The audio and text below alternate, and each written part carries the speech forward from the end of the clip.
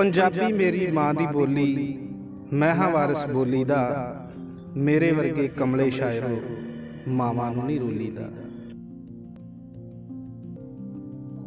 ਮੈਨੂੰ ਪਹਿਲਾਂ ਬਚਪਨ ਵਿੱਚ ਮੈਂ ਕਵੀਸ਼ਰੀ ਸੁਣਨ ਦਾ ਬਹੁਤ ਮੈਨੂੰ ਚਾਅ ਹੁੰਦਾ ਸੀ, ਜਾਂ ਕਹਿੰਦੇ ਸ਼ੌਕ ਸੀ ਕਵੀਸ਼ਰੀ ਸੁਣਨ ਦਾ। ਫਿਰ ਉਸ ਤੋਂ ਪ੍ਰਭਾਵਿਤ ਹੋ ਕੇ ਮੈਂ ਕਵੀਸ਼ਰੀ ਲਿਖਣੀ ਸ਼ੁਰੂ ਕੀਤੀ।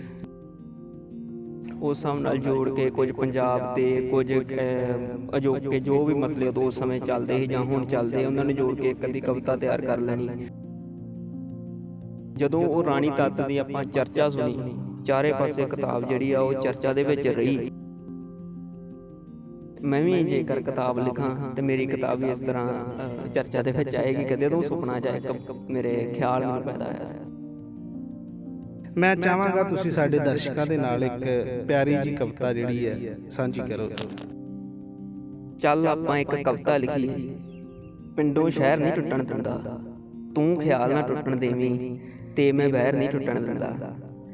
ਉੱਠ ਕਿਸਾਨਾਂ ਅੱਲਾ ਆਖੇ, ਹਿੰਮਤਾਂ ਕਰ ਤੂੰ ਫਿਕਰਾਂ ਨਾ ਕਰ, ਤੇਰੇ ਖੇਤਾਂ ਤਿੱਕਰ ਆਉਂਦੀ ਵਿੱਚੋਂ ਨਹਿਰ ਨਹੀਂ ਟੁੱਟਣ ਦਿੰਦਾ। ਬਚਣਾ ਤੇ ਬਚ ਬੰਦੇ ਕੋਲੋਂ, ਸੱਪ ਤਾਂ ਕੀਲੇ ਵੀ ਜਾਂਦੇ ਨੇ, ਬੰਦਾ ਸੱਪਾਂ ਤੋਂ ਵੀ ਭੈੜਾ, ਕਹਿੰਦੇ ਜ਼ਹਿਰ ਨਹੀਂ ਟੁੱਟਣ ਦਿੰਦਾ। ਹਿੰਦੂ ਮੁਸਲਿਮ ਸਿੱਖ ਈਸਾਈ ਸਾਰੇ ਰਲ ਕੇ ਰਹਿ ਸਕਦੇ ਨੇ, ਸਾਡੇ ਉੱਤੇ ਦੈਂਤ ਜੋ ਬੈਠਾ ਉਹੀਓ ਵੈਰ ਨਹੀਂ ਟੁੱਟਣ ਦਿੰਦਾ। ਮੰਜ਼ਿਲ ਦੇ ਵੱਲ ਕਦਮ ਵਧਾ ਤੂੰ, ਮਿਹਨਤ ਨੂੰ ਫਲ ਲੱਗਣਗੇ, ਮਹਿਰਮ ਉਹ ਹੈ ਮੀਤ ਅਸਾਂ ਦਾ, ਹਾੜਾ ਕਹਿਰ ਨਹੀਂ ਟੁੱਟਣ ਦਿੰਦਾ, ਹਾੜਾ ਕਹਿਰ ਨਹੀਂ ਟੁੱਟਣ ਦਿੰਦਾ। ਮੇਰੀ ਭੈਣ ਉਹਨਾਂ ਨੂੰ ਜ਼ਿਆਦਾ ਖੁਸ਼ੀ ਹੈ ਕਿਤਾਬ ਦੀ। ਉਹ ਤੇ ਕਿਤਾਬ ਰਿਲੀਜ਼ ਹੋਣ ਤੋਂ ਪਹਿਲਾਂ ਹੀ ਉਹਨਾਂ ਨੇ ਕਹੀ ਜਾਣਾ ਕਦੋਂ ਆਉਣੀ ਕਿਤਾਬ।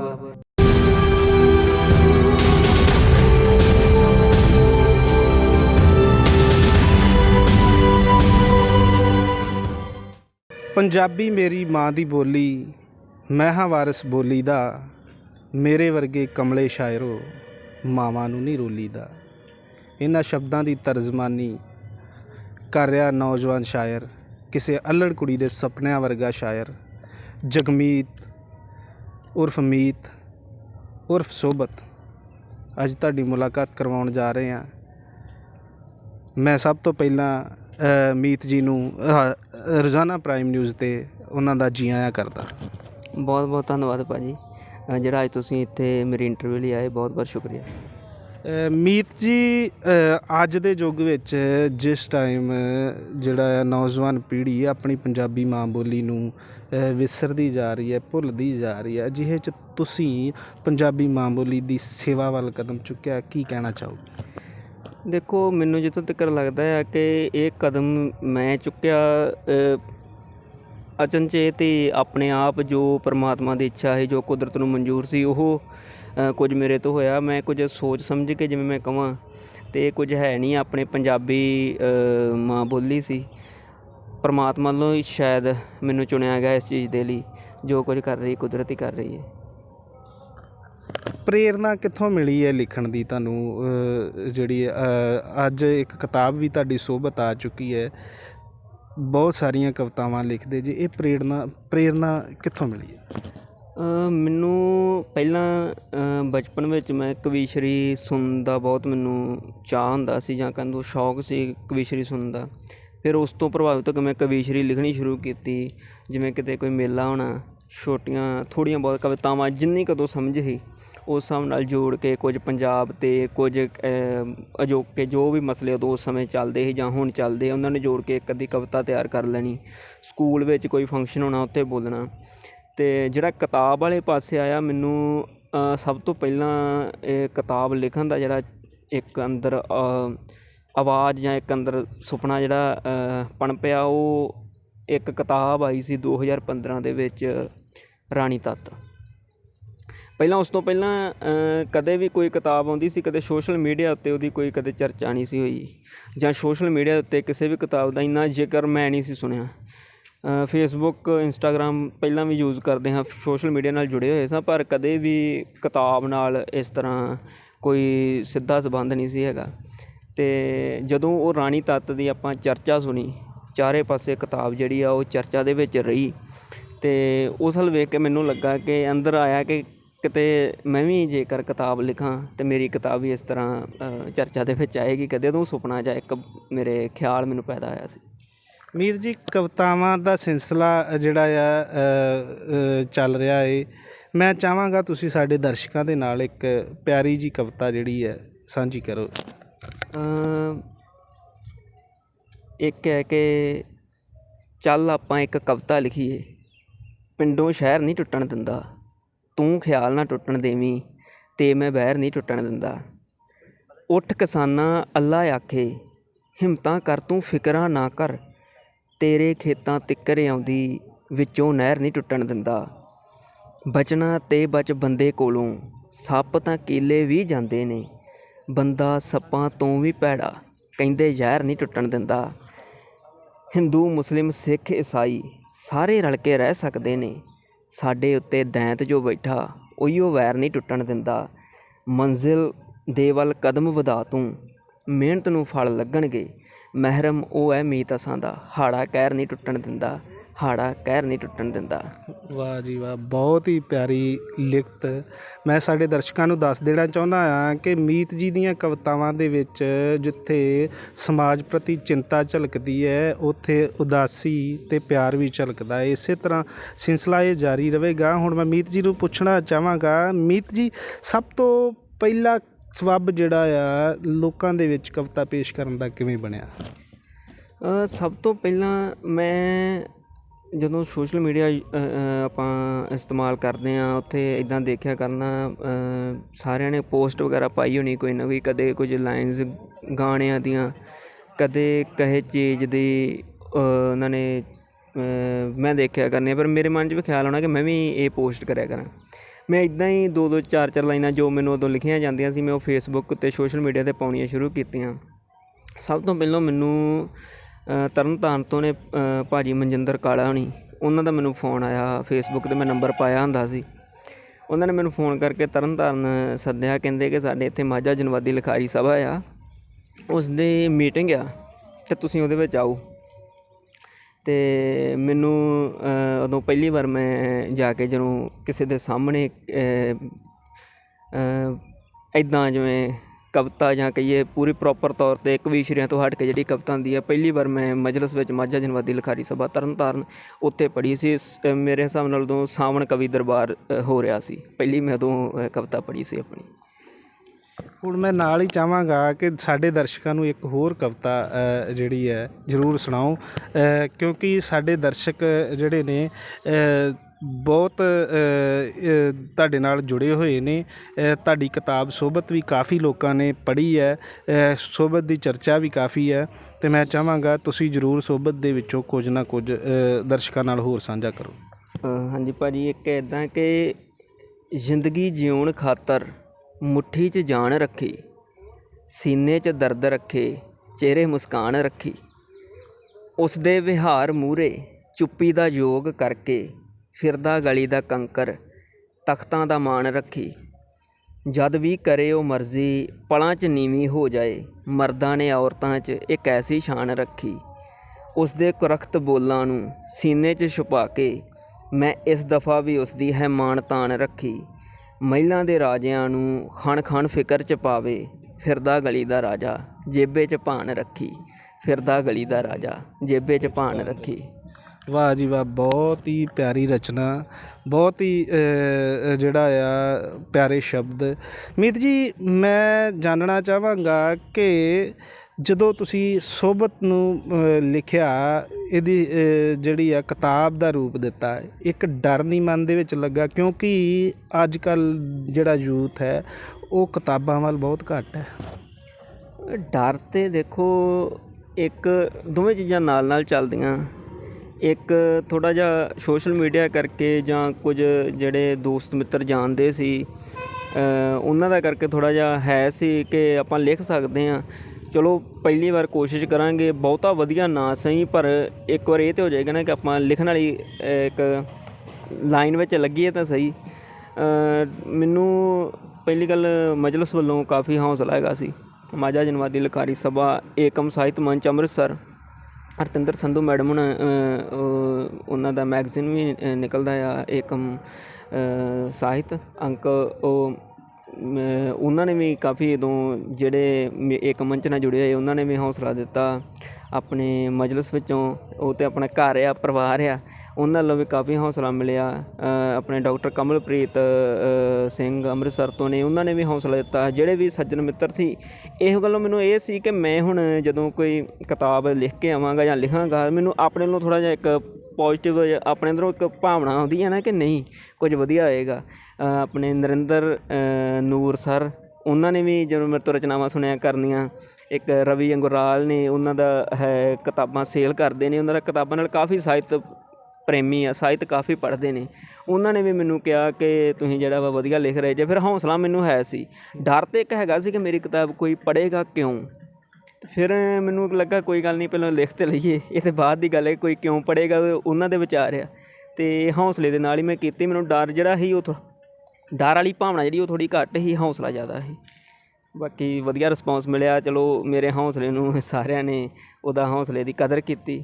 ਵਧੀਆ ਬਿਲਕੁਲ ਮੀਤ ਜੀ, ਸੋਹਬਤ ਜਿਹੜੀ ਬੁੱਕ ਹੈ ਪੁਸਤਕ ਮੇਲੇ ਦੇ ਵਿੱਚ, ਅੰਮ੍ਰਿਤਸਰ ਪੁਸਤਕ ਮੇਲੇ ਦੇ ਵਿੱਚ ਕਹਿੰਦੇ ਬਹੁਤ ਜ਼ਿਆਦਾ ਜਿਹੜੀ ਆ ਪਸੰਦ ਕੀਤੀ ਗਈ ਸੀ। ਬਿਲਕੁਲ, ਪੁਸਤਕ ਮੇਲੇ ਵਿੱਚ ਕਿਤਾਬ ਜਦੋਂ ਅਸੀਂ ਪਹਿਲੇ ਦਿਨ ਮੇਲਾ ਸ਼ੁਰੂ ਹੋਇਆ ਵਾ, ਮੈਂ ਉੱਥੇ ਹੈ ਨਹੀਂ ਸੀ। 5 ਤਰੀਕ ਨੂੰ ਮੇਲਾ ਸ਼ੁਰੂ ਹੋਇਆ ਸੀ। 12 ਜਾਂ 1 ਵਜੇ ਕਿਤਾਬ ਉੱਥੇ ਪਹੁੰਚੀ ਸੀ ਅਤੇ ਮੈਂ 4 ਜਾਂ 5 ਵਜੇ ਮੇਲੇ 'ਚ ਪਹੁੰਚਿਆ ਹਾਂ। ਮੇਰੇ ਜਾਣ ਤੋਂ ਪਹਿਲਾਂ ਮੈਨੂੰ ਉੱਥੇ ਜਦੋਂ ਮੈਂ ਉੱਥੇ ਪਹੁੰਚਿਆ, ਜਾਂਦੇ ਹੀ ਵਧਾਈਆਂ ਮਿਲਣ ਲੱਗ ਪਈਆਂ ਕਿ ਤੁਹਾਡੀ ਕਿਤਾਬ ਜਿਹੜੀ ਹੈ ਇਹ ਬਹੁਤ ਜ਼ਿਆਦਾ ਮਤਲਬ ਵਧੀਆ ਰਿਸਪੌਂਸ ਮਿਲਿਆ ਆ। ਉੱਥੇ ਇੱਥੋਂ ਤੱਕ ਕਿ ਜਿੱਦਾਂ ਕੋਈ ਫੇਮਸ ਪਰਸਨੈਲਿਟੀ ਆਉਂਦੀ ਆ, ਮੇਰੇ ਤੋਂ ਆਟੋਗ੍ਰਾਫ ਲੈਣ ਵਾਲੇ ਹੈਗੇ ਸੀ। ਅਤੇ ਮੈਨੂੰ ਬੜਾ ਚਾਅ, ਪਹਿਲਾਂ ਤਾਂ ਮੈਨੂੰ ਲੱਗਾ ਘਰੇ ਕੀ ਪਤਾ ਜਾਣ ਬੁੱਝ ਕੇ ਨਹੀਂ ਕਹਿ ਰਹੇ, ਹੌਸਲਾ ਜਿਹਾ ਹੁੰਦਾ ਨਾ ਕਿ ਬੰਦਾ ਹੌਸਲਾ ਹੀ ਨਾ ਛੱਡ ਜੇ। ਪਰ ਨਹੀਂ, ਮੈਨੂੰ ਜਦੋਂ ਤੱਕ ਮੇਲਾ ਚੱਲਦਾ ਰਿਹਾ, ਅੰਤ ਤੱਕ, ਮੇਲੇ ਦੇ ਆਖਰੀ ਦਿਨ ਤੱਕ ਵੀ ਮੈਂ ਉੱਥੇ ਆਟੋਗ੍ਰਾਫ ਹੀ ਕਰਦਾ ਰਿਹਾ। ਮੈਨੂੰ ਕੋਈ ਨਾ ਕੋਈ ਸੱਜਣ ਮਿੱਤਰ ਮਿਲਦੇ ਰਿਹਾ ਜਿਹਨੇ ਕਿਤਾਬ ਉੱਤੇ ਆਟੋਗ੍ਰਾਫ ਕਰਾਇਆ ਜਾਂ ਵੈਸੇ ਕਿਤਾਬ ਦੀ ਪ੍ਰਸ਼ੰਸਾ ਕਰਕੇ ਗਏ। ਅਤੇ ਪੁਸਤਕ ਮੇਲੇ ਵਿੱਚ ਜਿਹੜਾ ਮੌਲਿਕ ਟਾਈਟਲ ਆਪਾਂ ਕਹਿ ਸਕਦੇ ਹਾਂ ਕਿ ਸੋਹਬਤ ਜਿਹੜਾ ਉਹ ਸਭ ਤੋਂ ਜ਼ਿਆਦਾ ਸੇਲ ਹੋਣ ਵਾਲੀ ਕਿਤਾਬ ਸੀ ਖਾਲਸਾ ਕਾਲਜ ਪੁਸਤਕ ਮੇਲੇ ਦੇ ਵਿੱਚ। ਪਹਿਲਾ ਐਡੀਸ਼ਨ ਸੀ ਉਹ ਮੇਲੇ 'ਚ ਹੀ ਖਤਮ ਹੋ ਗਿਆ ਸੀ। ਮੇਲਾ 'ਚ ਮਤਲਬ ਅਜੇ 3-4 ਦਿਨ ਮੇਲਾ ਚੱਲਣਾ ਸੀ, ਪਰ ਉਸ ਤੋਂ ਪਹਿਲਾਂ ਹੀ ਇਹ ਟਾਈਟਲ ਜਿਹੜਾ ਸੀ ਇਹ ਸੋਲਡ ਆਊਟ ਹੋ ਗਿਆ ਸੀ। ਵਾਹ ਜੀ ਵਾਹ, ਅਸੀਂ ਵੀ ਮੁਬਾਰਕਬਾਦ ਦਿੰਦੇ ਇੱਕ ਵਾਰ ਫਿਰ ਤੁਹਾਨੂੰ। ਮੀਤ ਜੀ, ਗੱਲਾਂ ਬਾਤਾਂ ਦਾ ਸਿਲਸਿਲਾ ਜਾਰੀ ਰਹੇਗਾ। ਇੱਕ ਕਵਿਤਾ ਹੋਰ ਹੋ ਜਾਏ।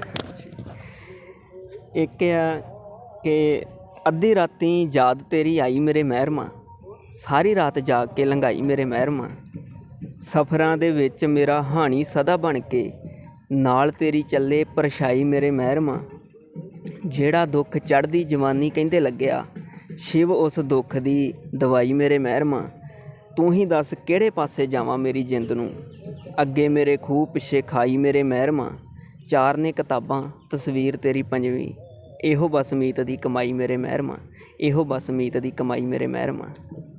ਵਾਹ ਜੀ ਵਾਹ, ਬਹੁਤ ਸੋਹਣੀ ਲਿਖਤ, ਬਹੁਤ ਹੀ ਪਿਆਰੇ ਬੋਲ ਹੈ। ਮੀਤ ਜੀ, ਇਹ ਮਹਿਰਮ ਕੌਣ ਹੈ? ਮਹਿਰਮ ਹੁਣ ਤੁਸੀਂ ਇਹ ਮਹਿਰਮ ਕਿਤਾਬ ਹੀ ਹੈ ਜੀ, ਕਿਤਾਬਾਂ ਦੇ ਨਾਲ ਪਿਆਰ ਹੈ ਆਪਣੇ। ਕਿਸੇ ਵੇਲੇ ਕੁਝ ਆਮ ਇਸ ਚਰਚਾ ਵਿੱਚ ਹੁੰਦਾ ਹੈ ਕਿ ਟੁੱਟੇ ਦਿਲ ਵਾਲਾ ਲਿਖਦਾ ਹੈ ਜਾਂ ਕਿਸੇ ਦੇ ਪਿਆਰ ਵਿੱਚ ਪੈ ਕੇ ਲਿਖਦਾ ਹੈ। ਕੀ ਇਹ ਤੁਹਾਡੇ ਲਿਖਣ ਪਿੱਛੇ ਵੀ ਕੋਈ ਐਸੀ ਕਹਾਣੀ ਹੈ? ਕਹਾਣੀਆਂ ਤਾਂ ਹੁਣ ਇਹ ਕੋਈ ਨਾ ਕੋਈ ਕਹਾਣੀ ਤਾਂ ਹੋਏਗੀ, ਜੇਕਰ ਇਹ ਹੈ ਕਿ ਕੋਈ ਬੰਦਾ ਟੁੱਟੇ ਦਿਲ ਤੋਂ ਬਾਅਦ ਲਿਖਦਾ। ਨਹੀਂ ਤਾਂ ਇੱਕ ਹੋਰ ਗੱਲ ਆ ਕਿ ਇਹ ਜਿਹੜੀ ਭਾਵਨਾ ਆ ਨਾ, ਜਦੋਂ ਆਪਾਂ ਬਹੁਤਾ ਸਾਰਾ ਸਾਹਿਤ ਪੜ੍ਹਦੇ ਹਾਂ ਨਾ, ਆਪਣੇ ਆਪ ਇੱਦਾਂ ਲੱਗਣ ਲੱਗ ਪੈਂਦਾ। ਜੇ ਆਪਾਂ ਕੋਈ ਐਸਾ ਸਾਹਿਤ ਪੜ੍ਹਾਂਗੇ ਜਿਹਦੇ ਵਿੱਚ ਦਿਲ ਟੁੱਟੇ ਦੀ ਗੱਲ ਹੈ, ਹੁਣ ਸ਼ਿਵ ਨੂੰ ਪੜ੍ਹੋਗੇ ਤੁਸੀਂ ਉਦਾਸ ਹੋ ਜਾਓਗੇ। ਸ਼ਿਵ ਨੂੰ ਪੜ੍ਹ ਕੇ ਇੱਦਾਂ ਲੱਗੇਗਾ ਜਿਵੇਂ ਉਹ ਸ਼ਿਵ ਦੀ ਜਗ੍ਹਾ 'ਤੇ ਤੁਸੀਂ ਉਹ ਦੁੱਖ ਜਿਹੜੇ ਹੰਢਾਏ ਹੋਏ ਨੇ, ਰਾਤਾਂ ਨੂੰ ਜਾਗ ਜਾ ਕੇ ਤੁਹਾਡੇ ਗੀਤ ਰੋ ਰਹੇ ਨੇ, ਇਹ ਚੀਜ਼ਾਂ ਹੋ ਜਾਂਦੀਆਂ ਵਾ।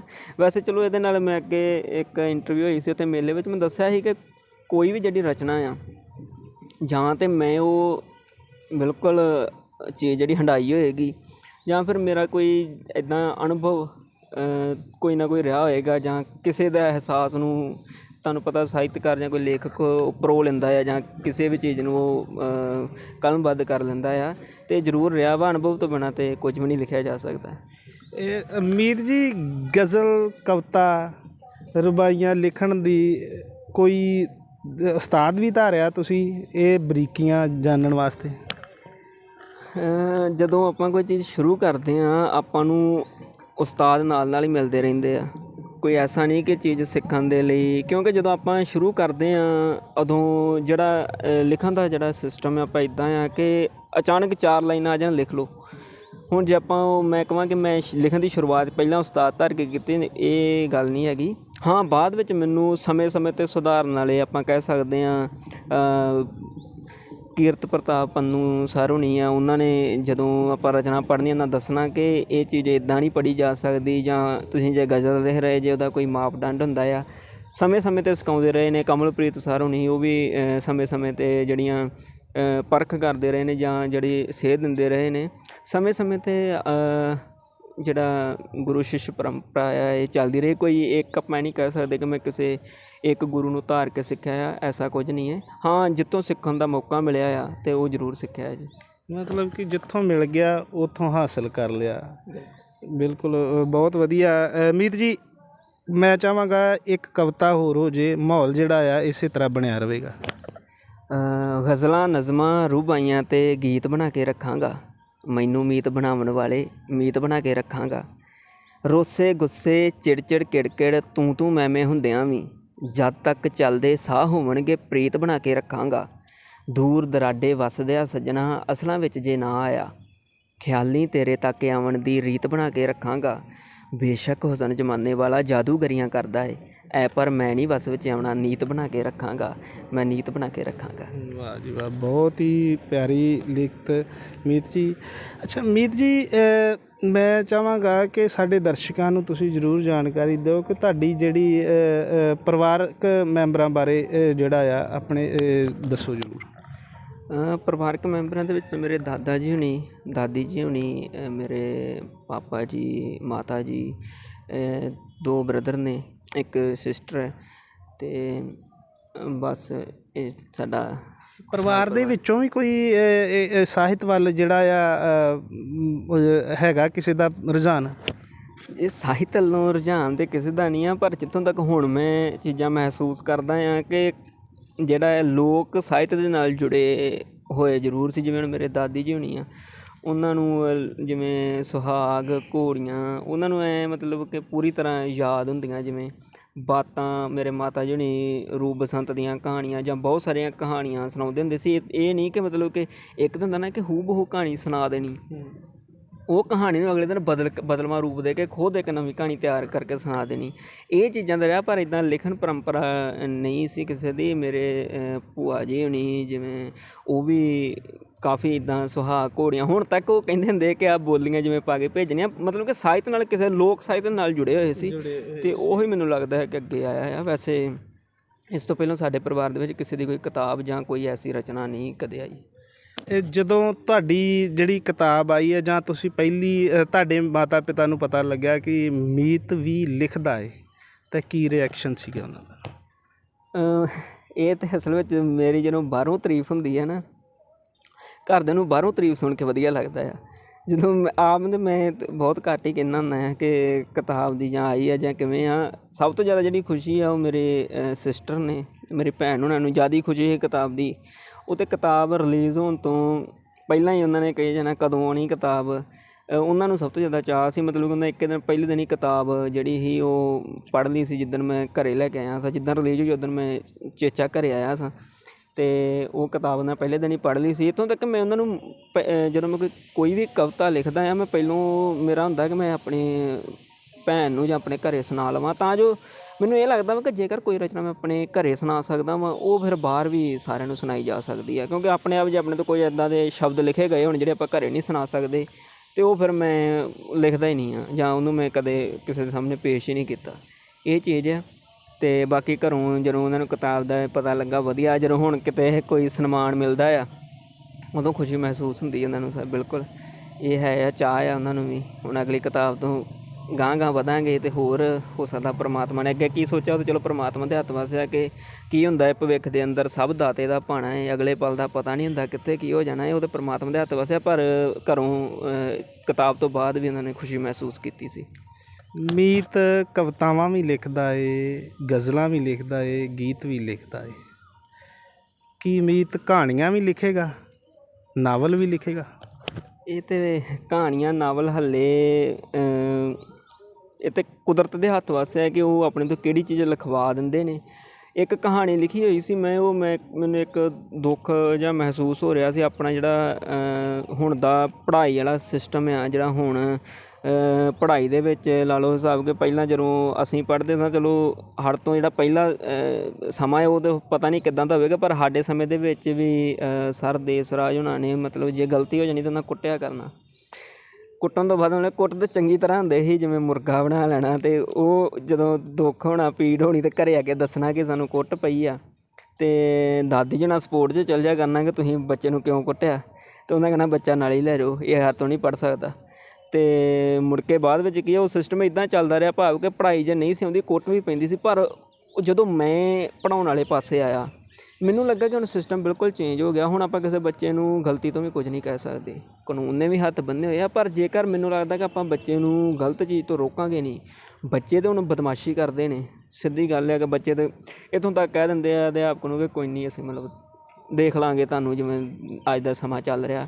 ਪਰ ਮੈਨੂੰ ਲੱਗਦਾ ਵਾ ਕਿ ਉਦੋਂ ਇਸ ਸਿਸਟਮ ਦੇ ਵਿੱਚ ਇਸ ਦੁਕਾਨ ਦੇ ਕਰਕੇ ਮੈਂ ਇੱਕ ਕਹਾਣੀ ਲਿਖੀ ਸੀ, ਔਰ ਇੱਕ ਤਾਂ ਛਪੀ ਨਹੀਂ ਆ, ਪਰ ਉਹ ਮੈਂ ਜ਼ਰੂਰ ਕਿਸੇ ਮੈਗਜ਼ੀਨ ਨੂੰ ਭੇਜਾਂਗਾ, ਜਾਂ ਹੋ ਸਕਦਾ ਭਵਿੱਖ ਦੇ ਵਿੱਚ ਉਹੋ ਜਿਹੀਆਂ ਕੁਝ ਕਹਾਣੀਆਂ ਇਕੱਠੀਆਂ ਕਰਕੇ ਕਿਤਾਬ ਵੀ ਆਵੇ ਕਹਾਣੀਆਂ ਦੀ। ਪਰ ਨਾਵਲ ਤਾਂ ਜੇ ਮੈਨੂੰ ਲੱਗਦਾ ਦੂਰ ਆ, ਉਹਦੇ ਅਜੇ ਕੋਈ ਨਹੀਂ, ਅਸੀਂ ਪਰਮਾਤਮਾ ਅੱਗੇ ਅਰਦਾਸ ਕਰਾਂਗੇ ਕਿ ਤੁਸੀਂ ਨਾਵਲ ਵੱਲ ਵੀ ਵਧੋ। ਮੈਂ ਚਾਹਾਂਗਾ ਕਿ ਇੱਕ ਉਹ ਕਵਿਤਾ ਹੋ ਜੇ ਜਿਹੜੀ ਸਭ ਤੋਂ ਜ਼ਿਆਦਾ ਦਿਲ ਦੇ ਨੇੜੇ ਹੈ। ਸਭ ਤੋਂ ਜ਼ਿਆਦਾ ਦਿਲ ਦੇ ਨੇੜੇ ਤਾਂ ਮੈਨੂੰ ਲੱਗਦਾ ਮੇਰੀਆਂ ਸਾਰੀਆਂ ਹੀ ਨੇ, ਪਰ ਜਿਹਨੂੰ ਬਹੁਤ ਜ਼ਿਆਦਾ ਪਿਆਰ ਮਿਲਿਆ ਜਾਂ ਸਾਰਿਆਂ ਨੇ ਜੋ ਪ੍ਰਵਾਨ ਕੀਤੀ ਜਾਂ ਜ਼ਿਆਦਿਆਂ ਨੇ ਸੁਣੀ ਉਹ ਇਹ ਹੈ ਕਿ ਤੇਰੇ 'ਤੇ ਮੈਂ ਕਵਿਤਾ ਲਿਖਣ ਦੀ ਪ੍ਰਕਿਰਿਆ ਕੀ ਹੈ, ਦਿਲ ਕਰਦਾ ਤੈਨੂੰ ਵੇਖੀ ਜਾਵਾਂ, ਵੇਖਣ ਦੀ ਪ੍ਰਕਿਰਿਆ ਕੀ ਹੈ, ਤੇਰੀ ਇੱਜ਼ਤ ਉੱਚੇ ਕੱਦ ਦੀ ਮੈਂ ਤੇ ਨੀਵੀਂ ਥਾਂ ਵਰਗਾ ਆ, ਲੋਕੀ ਕਹਿਣਗੇ ਖੇਖਣ ਕਰਦਾ, ਖੇਖਣ ਦੀ ਪ੍ਰਕਿਰਿਆ ਕੀ ਹੈ, ਕਹਿੰਦੇ ਆਸ਼ਿਕ ਵਿਕ ਜਾਂਦੇ ਨੇ ਪਿਆਰ ਮੁਹੱਬਤ ਪਾਉਣ ਦੀ ਖਾਤਰ, ਮੈਂ ਵੀ ਖੁਦ ਨੂੰ ਵੇਚ ਦਿਆਂਗਾ, ਵੇਚਣ ਦੀ ਪ੍ਰਕਿਰਿਆ ਕੀ ਹੈ, ਵੇਚਣ ਦੀ ਪ੍ਰਕਿਰਿਆ ਕੀ ਹੈ। ਵਾਹ ਜੀ ਵਾਹ, ਇਹ ਵਾਕਿਆ ਹੀ ਬਹੁਤ ਹੀ ਪਿਆਰੀ ਲਿਖਤ ਹੈ। ਮੀਤ ਜੀ, ਮੈਂ ਪੁੱਛਣਾ ਚਾਹਾਂਗਾ ਕਿ ਕਿਤਾਬ ਦਾ ਨਾਮ ਸੋਬਤ ਹੀ ਕਿਉਂ? ਇਹ ਜੀ ਸੋਬਤ ਕਿਤਾਬ ਦਾ ਨਾਂ ਜਿਹੜਾ ਵਾ ਇਹਦੇ ਵਿਚਲੇ ਇੱਕ ਸ਼ੇਰ ਦਾ ਕਰਕੇ ਪਿਆ ਆ ਕਿ ਬਿਨਾਂ ਮਤਲਬ ਕਿਤਾਬਾਂ ਦੇ ਐਵੇਂ ਉਪਹਾਰ ਨਹੀਂ ਦਿੰਦਾ, ਕਿਤਾਬਾਂ ਪੜ੍ਹਨੀਆਂ ਚਾਹੁੰਦਾ, ਸੋਬਤ ਨੂੰ ਵੀ ਚਾਹੁੰਦਾ ਹੈ। ਉਸ ਸੋਬਤ ਕਰਕੇ ਕਿਤਾਬ ਦਾ ਨਾਂ ਸੋਬਤ ਪਿਆ ਹੈ, ਕਿਉਂਕਿ ਜਿਹੜੀ ਮੈਨੂੰ ਲੱਗਦਾ ਵਾ ਕਿ ਜਿਹੜਾ ਮੈਨੂੰ ਸਭ ਤੋਂ ਜ਼ਿਆਦਾ ਪਿਆਰੀ ਜਾਂ ਸਭ ਤੋਂ ਜ਼ਿਆਦਾ ਮੈਨੂੰ ਅੱਗੇ ਲਿਆਉਣ ਵਾਲੀ ਸੋਬਤ ਆ ਉਹ ਕਿਤਾਬਾਂ ਦੀ ਸੋਬਤ ਹੀ ਆ, ਕਿਤਾਬਾਂ ਦਾ ਸਾਥ ਹੀ ਆ। ਜਿਵੇਂ ਸੋਬਤ ਸ਼ਬਦ ਦਾ ਮਤਲਬ ਹੀ ਆ ਕਿਸੇ ਦੀ ਸੰਗਤ, ਕਿਸੇ ਦਾ ਸਾਥ, ਅਤੇ ਉਹਦੇ ਵਿੱਚੋਂ ਇਸ ਕਿਤਾਬ ਦਾ ਨਾਂ ਸੋਬਤ ਪਿਆ ਹੈ। ਮੀਰ ਜੀ, ਮਾਪਿਆਂ ਨੇ ਨਾਮ ਰੱਖਿਆ ਜਗਮੀਤ ਸਿੰਘ, ਸੋਸ਼ਲ ਮੀਡੀਆ ਨੇ ਨਾਮ ਦਿੱਤਾ ਮੀਤ, ਕਿਤਾਬ ਆਉਣ ਤੋਂ ਬਾਅਦ ਲੋਕ ਸੋਬਤ ਦੇ ਨਾਂ ਨਾਲ ਜਾਣਨ ਲੱਗ ਪਏ, ਕਿਵੇਂ ਲੱਗਦਾ?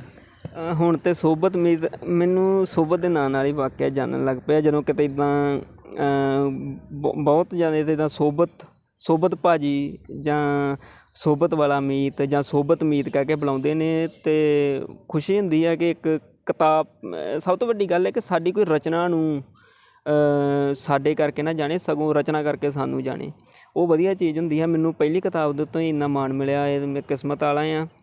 ਹੋ ਸਕਦਾ ਵਾ ਕਿ ਮੇਰੇ ਵਿੱਚ ਹਾਲੇ ਖਾਮੀਆਂ ਹੋਣ, ਪਰ ਮੇਰੀ ਕਿਤਾਬ ਨੂੰ ਜਾਂ ਮੈਨੂੰ ਜੋ ਪਿਆਰ ਮਿਲਿਆ ਵਾ ਇਹ ਮੈਨੂੰ ਲੱਗਦਾ ਹੈ ਕਿਸੇ ਚੜ੍ਹਤ ਵਾਲੇ ਲੇਖਕ ਨੂੰ ਵੀ ਛੇਤੀ ਕੀਤਾ ਨਹੀਂ ਮਿਲਦਾ। ਮੈਨੂੰ ਇੱਕ ਨਿਮਾਣੇ ਜਿਹੇ ਨੂੰ ਉਸ ਤਰ੍ਹਾਂ ਹੀ ਲੋਕਾਂ ਨੇ ਪਲਕਾਂ 'ਤੇ ਬਿਠਾਇਆ, ਮੇਰੇ ਲਈ ਵੱਡੀ ਗੱਲ ਆ। ਮੀਰ ਜੀ, ਇਹਦੇ ਨਾਲ ਹੀ ਮੈਂ ਚਾਹਾਂਗਾ ਇੱਕ ਕਵਿਤਾ ਹੋਰ ਹੋ ਜੇ। ਹਾਂਜੀ, ਇਹ ਕਿ ਚਾਹ ਦੇ ਪਿਆਲਿਆਂ ਨੇ ਸਮੇਂ ਨੂੰ ਵਿਰਾਮ ਦਿੱਤਾ, ਰੋਕੇ ਮੇਰੇ ਤੇਰੇ ਕੋਲੇ ਪੈਰ ਵੇ, ਜਿੰਨਾ ਤੈਨੂੰ ਸੋਹਣਾ ਮੇਰਾ ਪਿੰਡ ਲੱਗੇ ਸੋਹਣਿਆ ਵੇ, ਮੈਨੂੰ ਸੋਹਣਾ ਲੱਗੇ ਤੇਰਾ ਸ਼ਹਿਰ ਵੇ, ਸੋਹਣਿਆਂ ਕਿਤਾਬਾਂ ਨੂੰ ਮੈਂ ਫੜਾਂ ਅਤੇ ਪੜ੍ਹਾਂ ਜਦੋਂ, ਇੱਦਾਂ ਮਹਿਸੂਸ ਹੁੰਦਾ ਮੀਤ ਨੂੰ, ਹੱਥਾਂ ਵਿੱਚ ਹੱਥ ਤੇਰੇ ਫੜਿਆਂ ਹੈ ਛਿੜ ਪੈਂਦੀ, ਜਿਵੇਂ ਸੀਨੇ ਇਸ਼ਕੇ ਦੀ ਲਹਿਰ ਵੇ, ਦਿਲ ਦੇ ਤੂੰ ਪਾਸ ਕਿੰਨਾ, ਮੇਰੇ ਲਈ ਤੂੰ ਖਾਸ ਕਿੰਨਾ, ਇੱਥੋਂ ਲਾ ਲਈ ਮਹਿਰਮਾ ਹਿਸਾਬ ਵੇ, ਸ਼ਹਿਦ ਵਾਂਗੂ ਲੱਗਦਾ ਏ ਮੈਨੂੰ ਤੇਰਾ ਕੋਲ ਆਉਣਾ, ਦੂਰ ਜਾਣਾ ਲੱਗਦਾ ਏ ਜ਼ਹਿਰ ਵੇ, ਦੂਰ ਜਾਣਾ ਲੱਗਦਾ ਏ ਜ਼ਹਿਰ ਵੇ। ਵਾਹ ਜੀ ਵਾਹ, ਬਹੁਤ ਪਿਆਰੀ ਲਿਖਤ ਹੈ।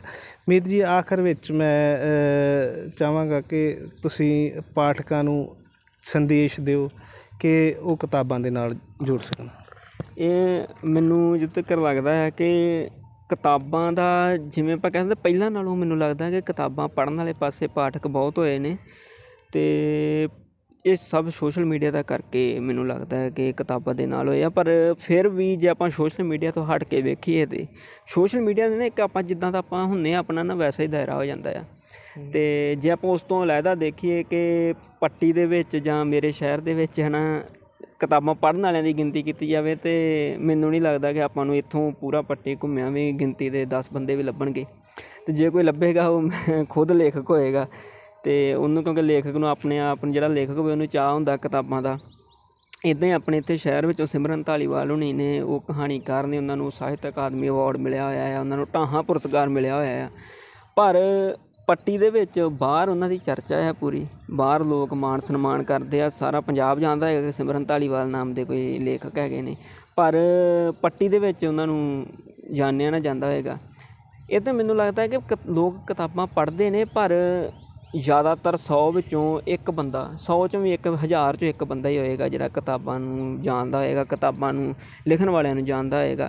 ਅਤੇ ਮੈਨੂੰ ਇਹੀ ਹੈ ਕਿ ਜੇਕਰ ਮੈਨੂੰ ਕੋਈ ਸੁਣ ਕੇ ਪੜ੍ਹਨ ਲੱਗ ਜਾਵੇ ਤਾਂ ਵਧੀਆ ਗੱਲ ਹੈ। ਮੈਂ ਹਮੇਸ਼ਾ ਕਹਿੰਦਾ ਹੁੰਦਾ ਕਿ ਕਿਤਾਬਾਂ ਨੂੰ ਪੜ੍ਹੋ, ਕਿਤਾਬਾਂ ਨੂੰ ਪਿਆਰ ਕਰੋ। ਤੁਸੀਂ ਕਿਤਾਬਾਂ ਜੇ ਪੜ੍ਹਨ ਨੂੰ ਹਜੇ ਤੁਹਾਡੇ ਕੋਲ ਸਮਾਂ ਨਹੀਂ ਹੈਗਾ, ਫਿਰ ਵੀ ਤੁਸੀਂ ਕਿਤਾਬਾਂ ਖਰੀਦੋ, ਘਰੇ ਰੱਖੋ, ਆਪਣੇ ਆਪ ਤੁਹਾਡਾ ਜਿਸ ਦਿਨ ਦਿਲ ਕਰੇਗਾ, ਆਪਣੇ ਆਪ ਅੰਦਰੋਂ ਇੱਕ ਚਾਹਤ ਉੱਠਦੀ ਹੁੰਦੀ ਹੈ, ਉਦੋਂ ਕਿਤਾਬ ਪੜ੍ਹ ਲਿਓ। ਪਹਿਲੀ ਗੱਲ, ਪਹਿਲਾ ਕੰਮ ਹੁੰਦਾ ਕਿ ਸਾਡੇ ਕੋਲ ਚੀਜ਼ ਹੋਣੀ ਚਾਹੀਦੀ ਆ, ਸਾਡੇ ਕੋਲ ਹਥਿਆਰ ਹੋਣੇ ਚਾਹੀਦੇ ਆ, ਚਲਾਏ ਤੇ ਬਾਅਦ 'ਚ ਵੀ ਜਾ ਸਕਦੇ ਆ। ਕਿਤਾਬਾਂ ਸਾਡੇ ਹਥਿਆਰ ਹੀ ਨੇ। ਸਾਨੂੰ ਕਿਤਾਬ ਜਿੱਥੋਂ ਮਿਲੀ ਆ, ਜਿੰਨੇ ਦੀ ਵੀ ਮਿਲੀ ਆ, ਇੱਕ ਵਾਰ ਕਿਤਾਬ ਲਿਆ ਕੇ ਰੱਖੋ। ਥੋੜ੍ਹੇ ਕਈ ਮੈਨੂੰ ਸੋਸ਼ਲ ਮੀਡੀਆ 'ਤੇ ਮੈਸੇਜ ਕਰਦੇ ਹੁੰਦੇ ਕਿ ਅਸੀਂ ਕਿਤਾਬ ਖਰੀਦਣਾ ਤਾਂ ਚਾਹੁੰਦੇ ਹਾਂ ਪਰ ਸਾਡੇ ਕੋਲ ਪੈਸੇ ਨਹੀਂ ਹੈਗੇ। ਅਤੇ ਮੈਨੂੰ ਲੱਗਦਾ ਪੈਸੇ ਤਾਂ ਜਦੋਂ ਅਸੀਂ ਕਿਤਾਬਾਂ ਖਰੀਦਣ ਲੱਗੇ ਹਾਂ ਪੈਸੇ ਸਾਡੇ ਤੋਂ ਵੀ ਨਹੀਂ ਸੀ ਹੁੰਦੇ, ਅਤੇ ਅਸੀਂ ਵੀ ਇੱਦਾਂ ਕਦੇ 10 ਜੋੜ ਲਿਆ ਕਰਨੇ, ਕਦੇ 5 ਜੋੜ ਲਿਆ ਕਰਨੇ ਕਿਰਾਏ ਵਿੱਚੋਂ। ਜਦੋਂ ਆਪਾਂ ਪ੍ਰਾਈਵੇਟ ਬੱਸ ਦੇ ਵਿੱਚ ਜਾਂਦੇ ਹਾਂ ਤਾਂ ਉਹ ਨੋਰਮਲੀ ਜਦੋਂ ਕਹੀਦਾ ਨਾ ਕਿ ਡੇਲੀ ਜਾਣ ਵਾਲੇ ਹਾਂ ਅਤੇ ਉਹ ਕਿਰਾਇਆ ਘੱਟ ਲੱਗਦਾ, ਘਰੋਂ ਤਾਂ ਸਾਨੂੰ ਕਿਰਾਇਆ ਪੂਰਾ ਹੀ ਮਿਲਦਾ ਹੁੰਦਾ ਸੀ। ਅਤੇ ਉਹ ਇੱਦਾਂ 10 ਬਚਾ ਕੇ 20 ਬਚਾ ਕੇ ਜਦੋਂ ਕੁਝ 400-500 ਹੋ ਜਾ ਕਰਨੇ ਅਤੇ ਕਿਤਾਬ ਖਰੀਦ ਲਿਆ ਕਰਨੀ। ਇਸੇ ਤਰ੍ਹਾਂ ਹੀ ਆ, ਕਿਉਂਕਿ ਐਡੀ ਗੱਲ ਨਹੀਂ ਹੁੰਦੀ ਕਿ ਕੋਈ ਬੰਦਾ ਰੋਜ਼ ਦੇ 10 ਰੁਪਏ ਨਾਲ ਕੱਢ ਸਕਦਾ ਹੋਵੇ, ਗਰੀਬੀ ਹੁੰਦੀ ਆ। ਪਰ ਆਪਾਂ ਉੱਦਾਂ ਵੀ ਵੇਖੀਏ ਤਾਂ ਜੇਕਰ ਕੋਈ ਗਰੀਬ ਨਸ਼ੇ ਵੀ ਕਰਦਾ ਆ ਤਾਂ ਉਹ ਨਸ਼ੇ ਦਾ ਜੁਗਾੜ ਕਿਸੇ ਨਾ ਕਿਸੇ ਤਰੀਕੇ ਨਾਲ ਕਰ ਲੈਂਦਾ ਆ। ਅਤੇ ਕਿਤਾਬਾਂ ਦਾ ਵੀ ਮੈਨੂੰ ਲੱਗਦਾ ਕਿ ਥੋੜ੍ਹੇ ਬਚਾ ਕੇ, ਬੇਸ਼ੱਕ 20 ਰੁਪਏ ਦੀ ਭਾਸ਼ਾ ਵਿਭਾਗ ਦੀਆਂ ਕਿਤਾਬਾਂ, ਹੁਣ ਭਾਸ਼ਾ ਵਿਭਾਗ ਦੇ ਵਿੱਚ ਸੁਖਮਨ ਕਰਕੇ ਆਪਣੇ ਵੀਰ ਨੇ, ਸੁਖਮਨ ਤੋਂ ਬਠਿੰਡੇ ਤੋਂ ਨੇ, ਉਹ ਭਾਸ਼ਾ ਵਿਭਾਗ ਦੀਆਂ ਕਿਤਾਬਾਂ ਘਰ ਤੱਕ ਪਹੁੰਚਾ ਰਹੇ ਨੇ। ਉਹਨਾਂ ਨੇ ਮਤਲਬ ਕਿ ਪੋਸਟ ਦੇ ਰਾਹੀਂ ਕਿਤਾਬਾਂ ਜਿਹੜੀਆਂ ਡਾਕ ਪੋਸਟ ਰਾਹੀਂ ਕਿਤਾਬਾਂ ਭੇਜਣੀਆਂ ਸ਼ੁਰੂ ਕਰ ਦਿੱਤੀਆਂ। ਉਹਨਾਂ ਭਾਸ਼ਾ ਵਿਭਾਗ ਦੀ ਕਿਤਾਬ ਦੀ ਕੀਮਤ ਮੁਸ਼ਕਿਲ ਨਾਲ 1 ਰੁਪਏ ਦੀ ਕਿਤਾਬ ਵੀ ਹੈਗੀ ਆ। ਜੇ ਕੋਈ ਪੜ੍ਹਨ ਦਾ ਚਾਹਵਾਨ ਹੋਵੇ ਤਾਂ ਉਹ ਕਿਤਾਬਾਂ ਪੜ੍ਹ ਸਕਦਾ ਆ। ਇਸ ਤੋਂ ਇਲਾਵਾ ਵੀ 30 40 ਰੁਪਏ ਦੀਆਂ ਕਿਤਾਬਾਂ ਮਿਲ ਜਾਂਦੀਆਂ। ਐਸੀ ਕੋਈ ਗੱਲ ਨਹੀਂ ਹੈ ਕਿ ਕਿਤਾਬਾਂ ਖਰੀਦੀਆਂ ਨਹੀਂ ਜਾ ਸਕਦੀਆਂ, ਬਸ ਸਾਡੇ ਅੰਦਰ ਚਾਹਤ ਹੋਣੀ ਚਾਹੀਦੀ ਹੈ। ਅਤੇ ਮੈਂ ਕਹਿੰਦਾ ਵਾ ਕਿ ਹਰ ਇੱਕ ਇਨਸਾਨ ਦੇ ਅੰਦਰ ਇਹ ਜ਼ਰੂਰ, ਬੇਸ਼ੱਕ ਨਾ ਪੜ੍ਹੋ, ਘਰੇ ਲਿਆ ਕੇ ਰੱਖ ਲਓ। ਤੁਸੀਂ ਨਾ ਪੜ੍ਹੋਗੇ ਕੋਈ ਹੋਰ ਪੜ੍ਹੇਗਾ, ਪਰ ਇਹ ਕਿਤਾਬਾਂ ਨੂੰ ਘਰੇ ਲਿਆਉਣਾ ਜ਼ਰੂਰੀ ਆ ਜੇਕਰ ਆਪਾਂ ਆਪਣਾ ਭਵਿੱਖ ਸੁਧਾਰਨਾ ਚਾਹੁੰਦੇ ਹਾਂ। ਅਤੇ ਮੈਨੂੰ ਇਸੇ ਤਰ੍ਹਾਂ ਇੱਕ ਮੇਰੀ ਗਜ਼ਲ ਹੈ, ਇਹਦੇ ਵਿੱਚ ਥੋੜ੍ਹੀ ਉਹ ਮੈਂ ਤੁਹਾਨੂੰ ਸੁਣਾ ਦਿੰਦਾ ਕਿ ਘਰ ਤੱਕ ਕਿਤਾਬ ਪਹੁੰਚਾਵੇ, ਹਰ ਅੜਚਣ ਨੂੰ ਚੀਰ, ਬੇਗਮਪੁਰੇ ਦਾ ਵਾਸੀ ਮਹਿਰਮ, ਨਾ ਉਹਦਾ ਜਸਵੀਰ। ਜਿਸ ਦਿਨ ਹਰ ਇੱਕ ਘਰ ਦੇ ਅੰਦਰ ਖੁੱਲ੍ਹੀਆਂ ਆਉਣ ਕਿਤਾਬਾਂ, ਫਿਰ ਨਹੀਂ ਰਹਿਣੀ ਸੋਚ ਵਿਚਾਰੀ, ਬਦਲ ਜਾਣੀ ਤਕਦੀਰ। ਮੈਨੂੰ ਲੱਗਦਾ ਕਿ ਹੁਣ ਜੇ ਆਪਾਂ ਕਿਤਾਬਾਂ ਘਰੇ ਲੈਵਾਂਗੇ ਤਾਂ ਪੰਜਾਬ ਦੀ ਵੀ ਛੇਤੀ ਤਕਦੀਰ ਬਦਲੇਗੀ। ਲੋਕ ਇਸ ਪਾਸੇ, ਨੌਜਵਾਨ ਇਸ ਪਾਸੇ ਆ ਰਹੇ ਨੇ, ਛੇਤੀ ਪੰਜਾਬ ਦਾ ਭਵਿੱਖ ਵਧੀਆ ਹੋਏਗਾ। ਬਿਲਕੁਲ ਮੀਤ ਜੀ, ਅਸੀਂ ਵੀ ਆਸ ਕਰਾਂਗੇ ਕਿ ਨੌਜਵਾਨ ਪੀੜ੍ਹੀ ਜਿਹੜੀ ਕਿਤਾਬਾਂ ਨਾਲ ਜੁੜੇ ਅਤੇ ਸਾਹਿਤ ਵੱਲ ਵਧੇ, ਤਾਂ ਕਿ ਇਹ ਜਿਹੜਾ ਚੰਗਾ ਸਾਹਿਤ ਲਿਖਿਆ ਜਾ ਸਕੇ। ਇਹ ਸਨ ਜਗਮੀਤ ਉਰਫ ਮੀਤ ਉਰਫ ਸੋਬਤ, ਜਿਨ੍ਹਾਂ ਦੀਆਂ ਕਵਿਤਾਵਾਂ, ਗਜ਼ਲਾਂ ਅਤੇ ਗੀਤਾਂ ਦੇ ਵਿੱਚੋਂ ਪਿਆਰ, ਮੁਹੱਬਤ, ਸਮਾਜ ਦੀ ਚਿੰਤਾ ਸਭ ਝਲਕਦਾ ਹੈ। ਇਸੇ ਤਰ੍ਹਾਂ ਅਸੀਂ ਕਿਸੇ ਹੋਰ ਸ਼ਖਸੀਅਤ ਨੂੰ ਲੈ ਕੇ ਹਾਜ਼ਰ ਹੋਵਾਂਗੇ। ਤੁਸੀਂ ਸਾਡੇ ਨਾਲ ਬਣੇ ਰਹੋ। ਕੈਮਰਾਮੈਨ ਸੁੱਖ ਦੇ ਨਾਲ ਮੈਂ ਮਨਦੀਪ ਸਿੰਘ ਰਾਜਨ, ਰੋਜ਼ਾਨਾ ਪ੍ਰਾਈਮ ਨਿਊਜ਼, ਤਰਨਤਾਰਨ।